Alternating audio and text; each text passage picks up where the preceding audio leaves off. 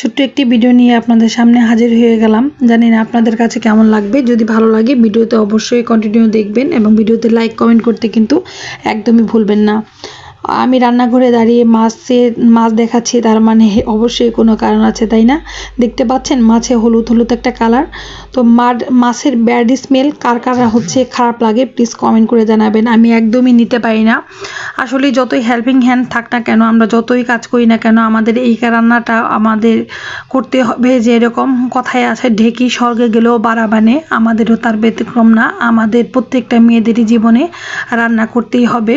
তো মাছের যে ব্যাড স্মেল থাকে, এই ব্যাড স্মেলটা আমি আসলে একদমই নিতে পারি না। আর মাছ ধোয়ার সময় যে একটা মানে পিছলা যে একটা নোংরার মতো বের হয়, এই জিনিসটা আরও নিতে পারি না।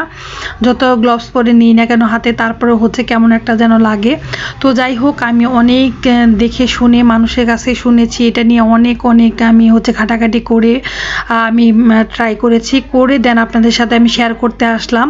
তো মাছের যে বিজলা বা ময়লা আঠালো যে এইটা বের হয়, যতই ধুই তারপরে বের হয়। অনেকে গরম পানি দেয়, আমিও দিতাম। তো এখন আমি কি করি সেটা আপনাদের সাথে একটু শেয়ার করি, হয়তো আপনাদের উপকার হবে অনেকেরই। যাদের খারাপ লাগবে প্লিজ ইগনোর করে যাবেন, যাদের উপকার হবে তারা অবশ্যই ট্রাই করবেন এটা করার জন্য। আর অনেকে হয়তো বা জানেনও। হলুদ দিবেন মাছে, সামান্য পরিমাণে হলুদ আর লবণ দিয়ে সুন্দর করে মাছটাকে আগে ফার্স্টে সুন্দর করে ওয়াশ করে নিয়ে, এরপর হচ্ছে লবণ আর হলুদ দিয়ে সুন্দর করে মেখে 10-15 মিনিট রেখে দিবেন। 10-15 মিনিট রেখে দেওয়ার পর এরপর হচ্ছে মাছটাকে আবার একদম খাওয়ার উপযোগী করে, একদম ক্লিন করে, নিট অ্যান্ড ক্লিন করে আরও বেশ কিছুক্ষণ ধুয়ে নেবেন।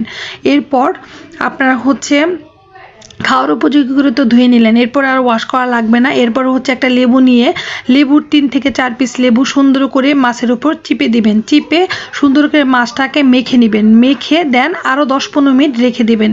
রেখে দেওয়ার পর দেখতে পারবেন যে এই যে দেখেন লেবুর রস আর হচ্ছে মাছের নিংড়ানোর যে পানিটা আছে, সেই পানি আর লেবুর রসটা একদমই ফেলে দিবেন। ফেলে দিয়ে মাছ গুলি আর মাছের মাথায় হোক, মাছ হোক, যাই হোক, আমরা যে রান্নার জন্য প্রিপারেশনটা নিয়েছি, সব কিছু রান্না সব রেডি করে দেন যখন আমরা মাছটা দেব, শুধু উপর থেকে একটা করে মাছগুলি তরকারিতে সুন্দর করে বসিয়ে দিব বা কষানোর জন্য দিয়ে দিব।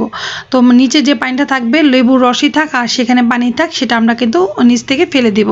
তাহলে দেখবেন মাছের যে ব্যাড একটা স্মেল থাকে একদমই থাকবে না। আমার মতো যারা অস্বস্তিতে এতদিন ভুগছেন তাদের অস্বস্তি একদমই দূর হয়ে যাবে। আশা করি আপনাদের ছোট্ট এই টিপসটি ভালো লাগবে। যদি ভালো লাগে ভিডিওতে অবশ্যই লাইক কমেন্ট করে পাশে থাকবেন।